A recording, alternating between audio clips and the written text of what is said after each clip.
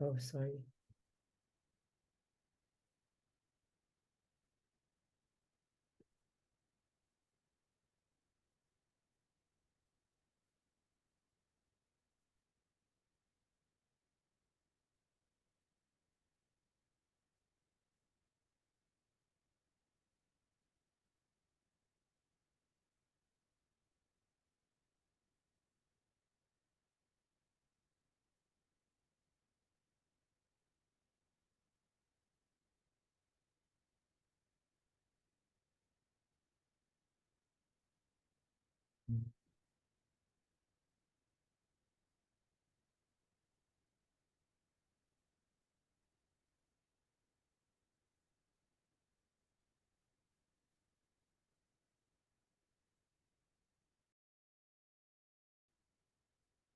Okay, I haven't seen the banner. So just go, right? Okay, welcome to this GLF live session. My name is Natasha Elkington, signing in from Nairobi, Kenya. I'll be your host and moderator for today's important discussion on why we need business to restore landscapes. Businesses across the planet are increasingly committing to achieving net zero emissions, but will this be enough to prevent a catastrophe? So in the run-up to the COP28 Climate Summit, landscape restoration is one of our most promising climate solutions that deserves extra attention.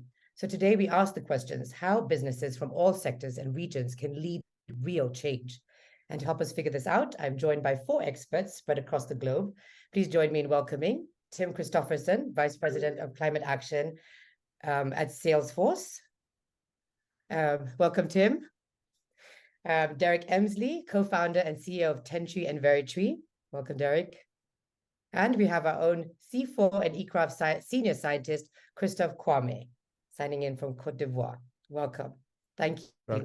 And from Argentina, we also have Analí Bustos, who will be joining us later on, and who's our GLF 21 Forest Restoration Steward.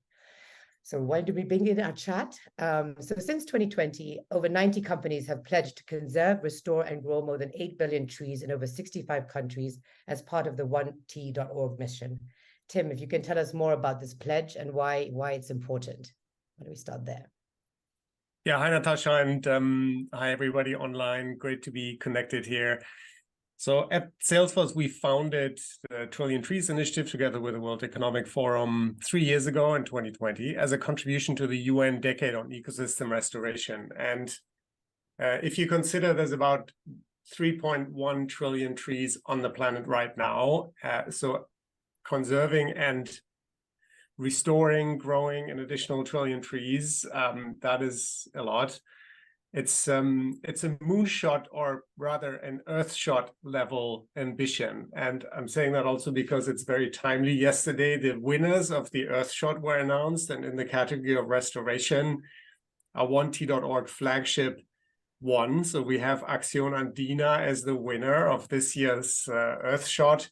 So this is one of the many efforts that are going on under 1T.org. It's an aspirational pledge that companies can pick up, that can help implement us on the ground, like Acción Andina. We're working with 400 communities. There are now 30,000 volunteers who are planting trees in the high Andes to restore the watersheds that provide most of South America's fresh water, especially as glaciers are melting. That will be increasingly important. So these are, as you say, not only one of our most important climate mitigation solutions, forests are also one of the most important climate adaptation solutions, and of course, key solutions for biodiversity. So that's why we put that pledge out there, and that's why we're actively working towards it.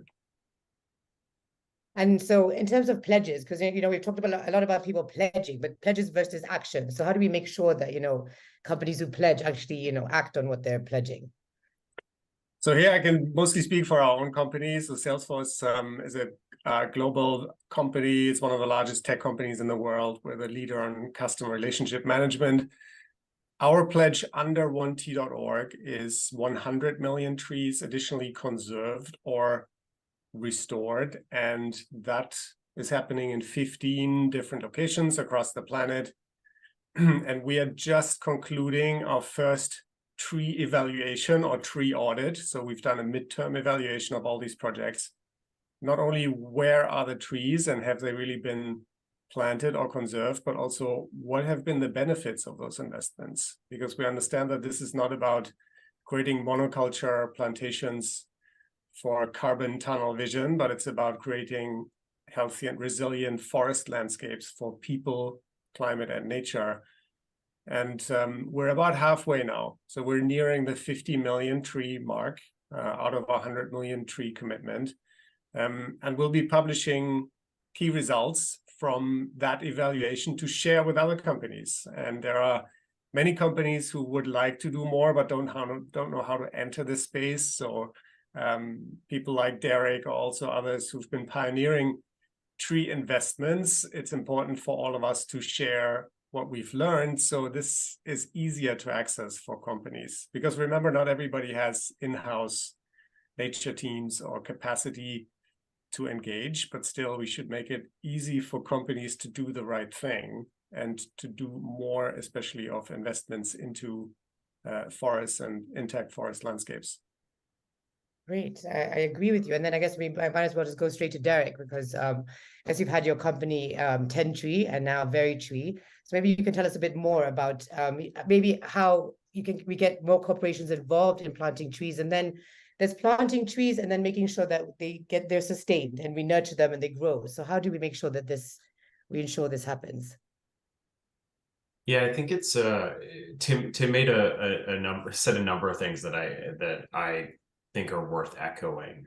First was just that, it's about creating forests. It's not about just planting trees. And at the end of the day, what really is powerful, and why, a lot of companies feel like this is something that they can really get involved in, is because we all recognize the need to participate and have an impact in decarbonization and protecting our planet and protecting our wild places. And companies, frankly, have to play a massive role. If you look at the amount of funding today from corporates that's going into climate work versus funding that's actually going into work that's focused on nature, it's a massive contrast. There's very little that companies are contributing to work going into nature. And so really, at the end of the day, companies can and have to play a massive role in not just decarbonization, but also nature-based solutions. And so the work that Salesforce has done around also helping pull together this 1T.org community, and also shifting the narrative from just being about trees, because as companies, we like a nice, easy narrative, but also about doing it the right way. And I think that's what's so powerful about the work that Salesforce is doing around, well, actually auditing and going back and looking to make sure that the work they do isn't just about the input, it's about the outcomes. And so, really for us, Natasha, you asked about how do we make sure that this is done the right way? And I think going back to that idea of forests, not trees, it really comes down to making sure that nature is sustained in a way that creates the right incentives. And when you look at even Acción Andina, which Tim mentioned, it's an incredible project in South America where they're planting polylepis trees. And when you actually go into the reason for those trees, kind of leaving the landscape, you realize that there were incentives created to actually to deforest them. And so real positive, sustainable restoration work is about reversing those incentives and making sure you understand the drivers of degradation. And it really comes down to planning, planting, and monitoring. From a planning standpoint, it's the right tree, the right place at the right time. But it really comes also down to ensuring that the community is engaged appropriately. And at the end of the day, restoring nature is about working with people and communities. From a planting standpoint, it comes down to making sure that it's happening in the right way, that the right species, that the actual planting is happening in a way that is supportive of the ecosystem. And then it comes down to the ongoing monitoring and verification that takes place afterwards to ensure that what Tim and the team at Salesforce are doing, that we're actually able to go back and ensure that the work we said happened and invested in actually happened, because we're talking on a time scale of decades, not just a year or 2 years. And if we can't confidently go back and say the work that we said is happening today actually happened, it's not going to allow us to scale this impact appropriately. Right. Great. Thank you for that great insight. And I guess, to add on to that conversation, if we'll ask Christophe to tell us a bit more about how we can get science to be more involved with businesses, because I think there's a disparate or disconnection, and we need, scientists to be more involved with corporations. So how do you think we can do that? And I guess, and my second one to jump on that is about involving local communities, that Derrick just mentioned now. Even with science, are we doing that more? And how can we do that more? Great. Thank you, Natasha. I think landscape restoration in general is a global issue, and we need to be sure that all the stakeholders will be engaged to come up with solutions. When you talk of private sectors, they need evidences, they need technologies, they need innovations to come up with, in order to restore the landscape in which we are working. And who can do that? That the scientists, the science organizations. They have a know-how. They can develop those technologies needed by the private sectors. So it is on the interest of both stakeholders to work together to come up with the solutions.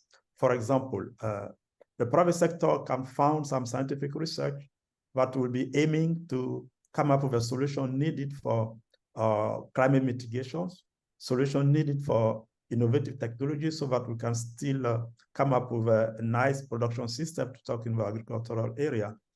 And in return, I think the science team is able to work and come up with those solutions. And the main beneficiary of those solutions will be the private sectors by its capacity to absorb those technologies, its capacity to scale it up. That will bring some response to the degradation that we need to stop, we need to reduce. And to scale it up, you need to engage the community as well, because the private sector, for it's like an industry where the private sector will just buy the product. The people on the ground are the communities. So once you are engaged in such a project and such a work, it is of utmost importance to make sure that you can get the engagement of the communities so that they can understand, they can understand the need to do it, the interest into it, and even sometimes provide some incentive for them to be able to be mobilized as needed. Because if you are planting trees, you will not be able by yourself to go and plant all the trees. You need to be sure that the community will understand, so that once we get the trees, we'll go ahead and plant it the way you show them to do so. And we need to understand what is the benefits for them. And we need to demonstrate that as well. In our work here, I think we do both. We collaborate with the private sectors to come up with some solutions. At the same time, we also engage the communities by demonstrating the evidences, demonstrating the technologies with them. And once they are convinced, scaling up deployment become an easy stuff. That's what I can say for the time being. Great, thank you. So basically, I think scientists could act as the bridge to communities, form corporations. I guess it's also in a way, right, to where we can involve local communities. And I guess scientists would be the bridge to them. How would you describe the current landscape, though, right now, with scientists and the corporate world at the moment? Yeah, in general, there's a dynamic trend, I believe. I'm using from CIFOR-ICRAF standpoint of view, we have been able to develop good relationship with a number of private sector actors. If I take the example of Côte d'Ivoire, we've been working with the private sector for more than 10 years now. And the way we work is just what we explained. There's an issue. We need to come up with solutions. We offer the solutions. We offer to develop a solution, to co-develop the solution with them, with the communities. And this is going forward. Now with the government trying to create the appropriate condition for private sector involvement in those regeneration area, I think there are some incentive provided by the government in terms of carbon credit, carbon market, that motivate the private sector again in investing in the restorations. And in doing so, they request our collaboration, we ask for our collaborations, and we offer our collaboration. Of course, we do provide the needed resource to do that. Right. Great. Thank you. I think, Tim, if we just come to you, see, when we're talking about corporations and them getting involved in helping solve this climate crisis, they're also mainly the culprits who have caused this, right? So there's the one side where it's just business as usual. We're saying we're doing things, but then it's under this greenwashing. How do we change this ethos or this mindset of profits before people, or nature before, profits before nature and before people? How do you suggest we can change this ethos, in the business world and get them more connected to Earth? Yeah, so first of all, the private sector is not a homogeneous entity. There are hundreds of thousands of large companies. There are millions of small, medium-sized companies. But if you take the 2,000 largest companies in the world, only about 1/3 of them has even some kind of climate action plan that is aligned with the Paris Agreement. 2/3 don't have anything. So speaking of the private sector, we sometimes have in mind the ones that are very visible, and those are often the ones that are taking action on the forefront, which for private sector entities can be risky because you can make mistakes and you can get criticized. I would like to see more of the scrutiny actually look at all the companies that don't do anything yet, and there's many. Right. And as Derrick said, if you take 1/3 of the companies having a climate commitment, there is less than a few hundred that have considered or already have a nature strategy. So this is, there's a lot of work to be done to get companies to even do something. And then when you start to do something, we come to your question, what is the quality of what you do and how does it link with your overall footprint? So again, taking the example of Salesforce, we've been on this decarbonization journey for a decade. There's a 50% emission reduction target within Salesforce. So we focus on reducing our emissions, which is probably the most important thing you have to do for nature. Because if we surpass 1.5 degrees, forests will destabilize. We'll see the Amazon drying up at the moment. So that is the first priority for all businesses. In parallel and at the same time, we can tap into different funding flows in businesses. And here we have to distinguish between what are the different pots of capital in the private sector, which is also, there's not just sort of one bucket of money that companies use. There is philanthropy and there are grants from what is called CSR, corporate social responsibility, or foundations. Then there is the voluntary carbon market at the moment, which has started to generate a lot of funding for projects that GLF members implement that are some of them very good. And yet the VCM has come under a lot of scrutiny for a few bad projects that were profiteering. And those projects have to be weeded out, just like in any market. There are things that, that are sold that you shouldn't buy or that shouldn't be sold. And we have to continue to improve the VCM. That pot of capital is a lot bigger. And then there is the third pot of money that is even bigger, and that is related to supply chains. When Christophe mentioned the work with cocoa industry in Côte d'Ivoire, that is a huge multi-billion-dollar supply chain that is fully dependent on nature. And of course, there have to be reinvestments of those companies into nature as their basic service provider. And I think that is the most interesting part of capital that we have to tap. This is not about grants or philanthropy. It's about shifting the business case for many of these companies to reinvest in nature and see nature as critical infrastructure. That's a multiple billion-dollar per year market opportunity. Great, it is indeed. And so Derrick, I know you've been in the industry for quite a while, and you started off, really young, working in a nature-based solution scenario. So what has been your experience, and what are the gaps? How do you think we can fill this and get more companies on board to think this way? And I guess it's also from a youth standpoint of view, I think that would be one way to do it. Yeah, I think what Tim mentioned too is sort of interesting about these different pots of capital, and I'm a big believer that the private sector, can truly accelerate the flow into these areas in a really powerful way. this idea of shifting the business case so that businesses can see nature as a part of infrastructure and a critical part of risk and managing a healthy company is important. I think you've seen business over the last 30, 40 years transition from this idea of being business exclusively existing for profit to this idea of sustainability, which is really make profit but have less negative impact. Today, you're seeing more of this idea of circularity, which is, or even net zero, which is, exist as a business, but have no negative impact. And, what we're talking about now is more of a restorative approach to business where, whether it's not just about net zero, it's about nature positive. And it's saying businesses don't just have to exist to do no bad, they can actually exist to do more good. And I think the challenge that we see though with that is that sort of feels like an endless goal. One of the things that generally we like in business is the ability to set a target and achieve it. But this idea of nature positive is, theoretically endless versus the idea of net zero is I can get to zero. And so I think the challenge a lot of businesses face, and this could be in some ways why, those 2,000 companies, some of them haven't set climate goals. I expect if you dug into that, even less of them would have goals that were aligned with any sort of nature frameworks or biodiversity frameworks as well.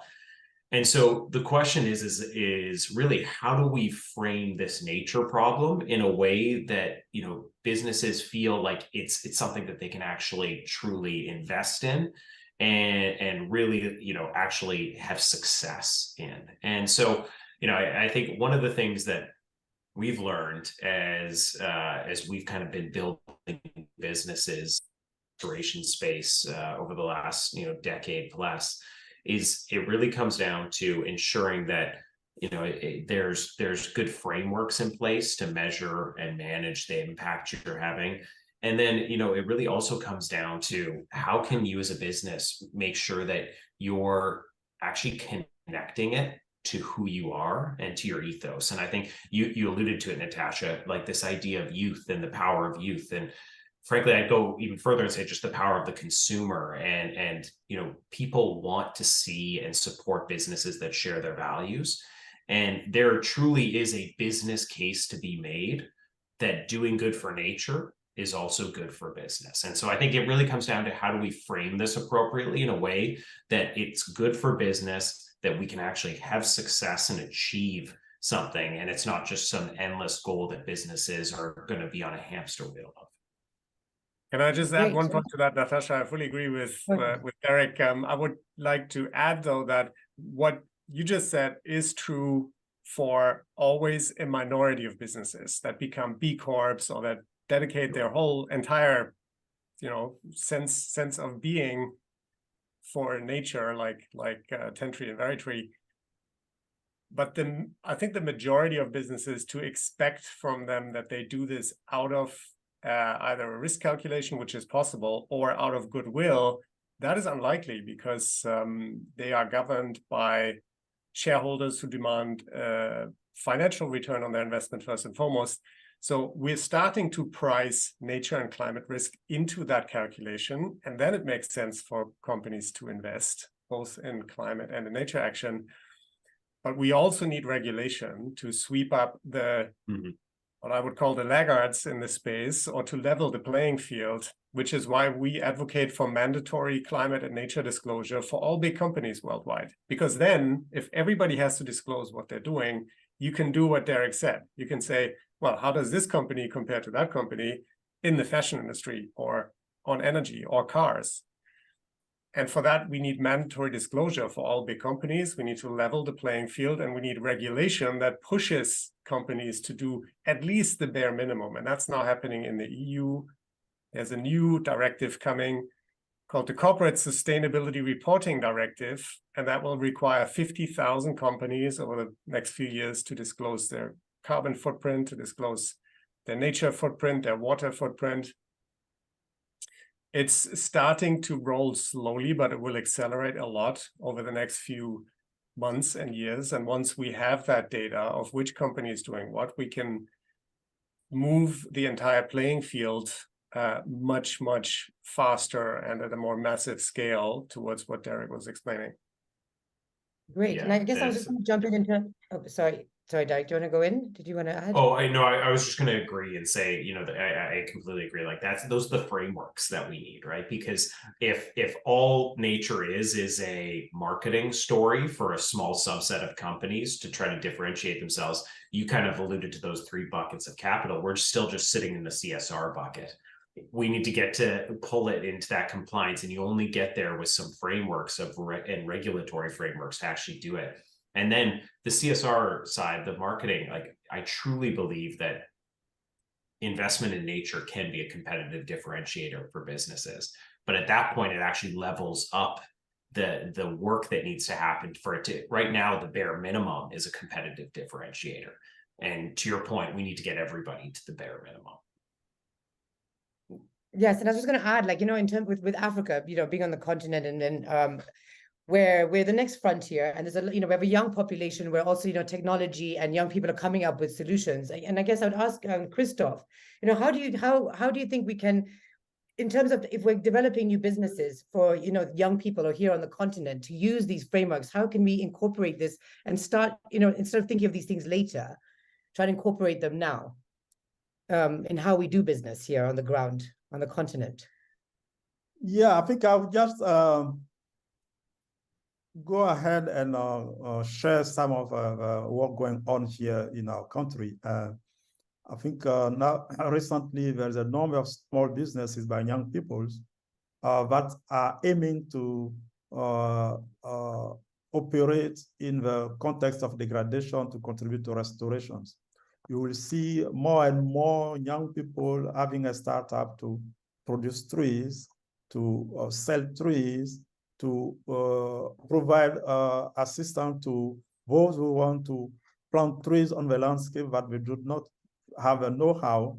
So this kind of business in the rural area actually is evolving. And this is evolving because there's a demand. There's a demand from the industry, there's a demand from even the public sectors to be sure that we can all join hands and regrow, restore our environment, our landscapes. So in I'll come again to the cocoa sector, for example, the fact that the consumer are more and more demanding some deforestation-free chocolates.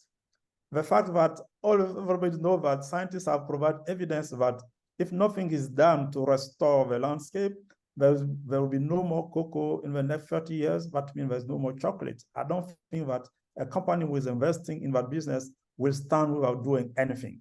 So any kind of solution that those young people are bringing to assist, to contribute, is supported by most of those big private sector, provided that it goes along, it is aligned with their philosophy, with their plans. And in addition, there are a number of issues also. For example, there has been a new regulation on the European Union market, where from next year on, you know, you have to provide clear evidence that your cocoa has been sourced from an area that is not deforested. So meaning that we have to take actions to have some traceabilities. And for that also, some young people are developing some computer technologies to assist, to help do that traceability as needed, so that at least the cocoa will move from a farm to the port to Europe with all the legal framework that goes with it. So I think because we all need to come up with solutions to that degradation, we all need to be more environmental friendly from public as well as private sectors. I think there's an opportunity for young people to play a major roles, and they are doing that right now. Great.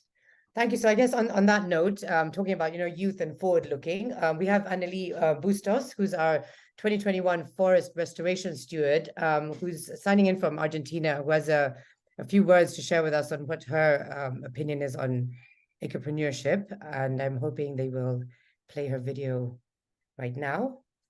Edley?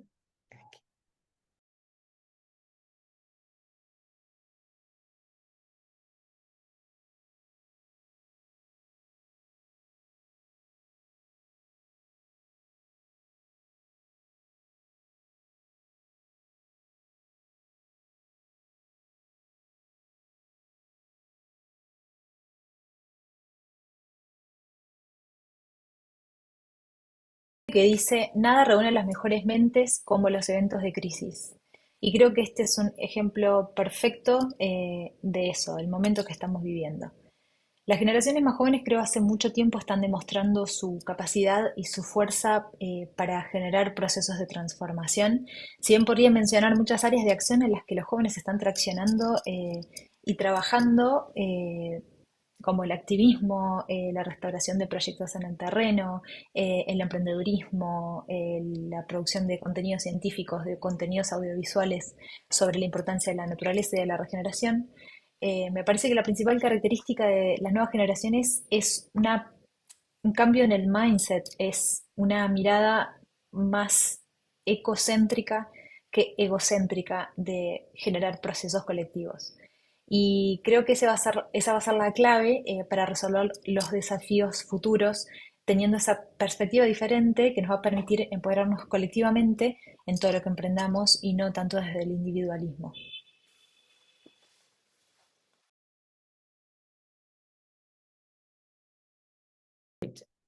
Great. So that was Analí Bustos, standing in for Argentina. And I guess what I took most from there was this changing this ethos of instead of egocentric thinking, we moved to ecocentric. I like that with in terms of thinking about you and forward thinking. And I think even earlier when we were having our chat, we were talking about technologies, and like Derrick was mentioning all these different technologies that you're coming up with in terms of restoring trees and tree planting. So I think maybe we should just talk about just in terms of youth, involvement of youth and ecopreneurship. So either Derrick or Tim, if you just want to jump on that. And then we have some questions from the audience coming in from LinkedIn, which I'll ask in a bit.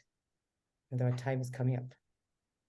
Yeah, maybe just briefly on youth engagement. So we also co-founded a platform a couple of years ago with the web called Uplink, where we are launching different challenges every few months, including on forest management. And Uplink is now connecting more than 50,000 what we call Ecopreneurs. So these young people and young at heart people who dedicate their lives, their businesses to making the world a better place through climate action, through nature action. So Ecopreneurs connected on that platform is a really powerful cocktail of innovation and knowledge and experience, but also just curiosity of how to branch out into this growing huge market of landscape restoration. I want to call it more than a market. It's because it's not a market like any other. You have to expect and work for different returns, not just financial return, but also return of social capital, natural capital, inspirational capital. And with that mindset, there's a huge opportunity to get a lot of young people into not only jobs, but meaningful jobs. I think that's what a lot of people are now looking for in generation restoration. Excellent. Derrick, did you want to add to that at all? Sure. And I can speak from experience on the Uplink platform. We when we originally launched the Veritree project as well, we were a part of Uplink, and it was a great experience for us. I think one of the things that has always amazed me about the ecopreneurship and the power, both the virality, but also just this sort of snowball effect of it.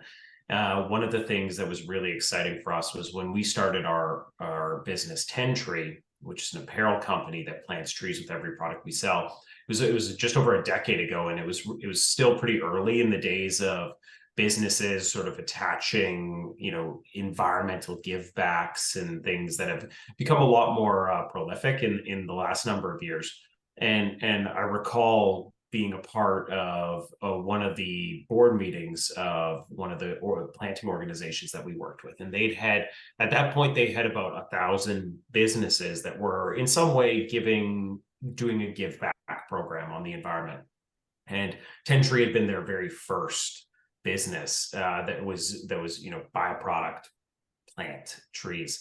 And at this point, this was about 7 years later, and it was about 1,000. And they'd said that over 700 of those companies had reached out to them and said, I saw your brand, your logo on Tentree's website. And, I thought that this would be something that I could do as well. And, I think that's just an example that's close to us. But I think what's amazing about sort of youth entrepreneurship and this momentum that's happening around this movement is that, it spurs every one idea spurs 10 more. And it's the beauty of like, we're engaging and empowering people that are the closest to the problems to play a role in actually solving this issue too. And I think that's what's amazing about it. And, Uplink's a great program, but in general, it comes down to businesses that choose to have an impact on nature every day are inspiring people all across the world to do more and do better and come up with innovative ideas. And it really is a network effect. Fantastic. Thank you for that. Thank you. So we have a question from LinkedIn. Maybe I'll ask Christophe if he wants to answer that, and everyone can jump on, and then maybe we'll wrap up because our time, unfortunately, has come to an end. I think it should be an hour because there's a lot to discuss. So the question is, can you elaborate on the role of engaging local communities? Community engagement also gives them a stake in the game as well. So if you can elaborate on how we can do that, or if anyone wants to jump in. Okay. Yes,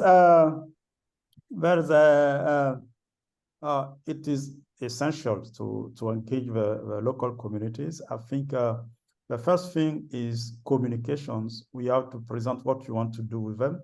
You have to convince them that it is in their interest because they need to know where we are going. It is also important that they understand what role is expected from them. For example, we need to plant trees in the cocoa landscape. The cocoa landscape, the farm belongs to the farmer, to the communities. We went ahead and consulted with the communities. What kind of trees would you like to plant in your farm, for example? They will all say that in the past, we used to have trees. Now we don't have trees in the plantation anymore, but we wish we can have X, Y, and Z trees. And those top preferred trees usually are some trees that have some benefit for them, benefit in terms of fruits, benefit in terms of shade, benefit in terms of later on timber, for example. So from that survey, we collected the number of tree species of interest to the farmers, and we screened them through the suitability with the cocoa farms, and we came up with a package that we used to develop a model to say, if you need to plant trees, those are the trees we recommend to you. Because we participated into the selection of the trees, they are interested to see what's happening. What we do is to provide them the right trees. We recommend them the right place to plant those trees and the right time as well. And for sure, once they are convinced, once you demonstrate that to them, they will go with you and contribute to the restoration of the cocoa landscape as we are working right now. Not doing that, you will not be able to achieve success because they must be on the driver's seat if you want to plant trees on their farms. That's how we proceed at least, and it works so far so well. Great, I like that. I completely agree. I like putting local communities in the driver's seat, and I think we can definitely achieve more. Thank you all for joining us for this really important and interesting discussion. Really, I do wish it was longer, but with the few minutes that we have left, I think I'll just let everyone maybe share their, parting points or important, messages that, you want to share with our audience since we're live right now, before we sign off. So maybe we start with you, Tim. Do you want to? Yeah, I agree. There was probably not enough time. Just to mention, we have a webinar series, and the next episode in January will focus exactly on the question of community engagement in nature-based solution investment. So I'll share the link with this group. And to sign off, I think from our side, we realize that everybody has a role to play: governments, private sector, citizens, science, NGOs. And we have to play together in a coordinated way. That's essential, and that's now emerging. So in the 1 Trillion Tree Initiative, we are actively looking for more companies to do the role to play the role they can play: investments, innovation, scaling up nature-based solutions as part of their climate action plan. And we're 90 companies now. I want to bring that to well over 100 in the coming months. So for additional companies to join, this is the place to learn how to act responsibly and how to take the right nature-based solution investments into forests. Great, thank you. Christophe, do you want to share any last few parting words? Yeah, I wish to thank you for the opportunities. I also think that climate solution is a global issue, a global concern. We should, as Christopher said, we should all join hands and come up with appropriate solutions. Once the solution is there, we need to scale it up. I also think that CIFOR-ICRAF, our company, is champion in terms of producing trees, selecting trees, appropriate trees for the appropriate context. And our center has invested a lot into that to develop some agroforestry models to help farm restore the landscape. And we'll be continue to do that. And in doing that for some of the industries like the cocoa sectors, our first partners are the private sectors. And so far we wish to continue to expect the contribution so that together we can achieve the target of coming up with some solution for our degradation of the landscape. Great, thank you, Christophe. Derrick, I'll let you hand over the mic to you and let you share your parting words with us and our audience. Thanks, Natasha. And thank you as well to Christophe and Tim too. I think just really, great conversation, and always wish we had more time on these things. I think the thing to me that heard a number of times between us all is just this idea that nature and climate are sort of two sides of the same coin, and without dealing with one, we can't deal with the other. And at the end of the day, businesses have really been able to, particularly in the last number of years, jump onto the climate approach with net zero and things like that. And nature is playing catch up right now. And the 1T.org community is a great example. The public sector with building regulatory frameworks and everything like that. But at the end of the day, business really exists because we play an incredible role in scaling solutions really quickly and driving financing to these solutions. So I think just at the end of the day, there's incredible impact that can happen, and I think the work that all this group are doing and the community at large with businesses is more needed than ever. So thanks for having us, Natasha. Yeah, great. Thank you all. Really, thank you for joining us. And I think we basically understood that businesses do hold the keys to solving this crisis. And I do hope we get on this jump on this train yesterday, as we're a bit late to the game in this crisis. So, but it's been a positive conversation, which is not usually what we have normally. It's just all death and destruction. But I guess we look at the positive ways, and with youth and communities, and joining corporations and scientists together, we do have a chance. So. Yes, we're going to stay there and be hopeful and keep doing it until we solve all these issues that we're facing at the moment. Thank you all for joining us, and thank you to our audience. Okay, thank you. Bye-bye.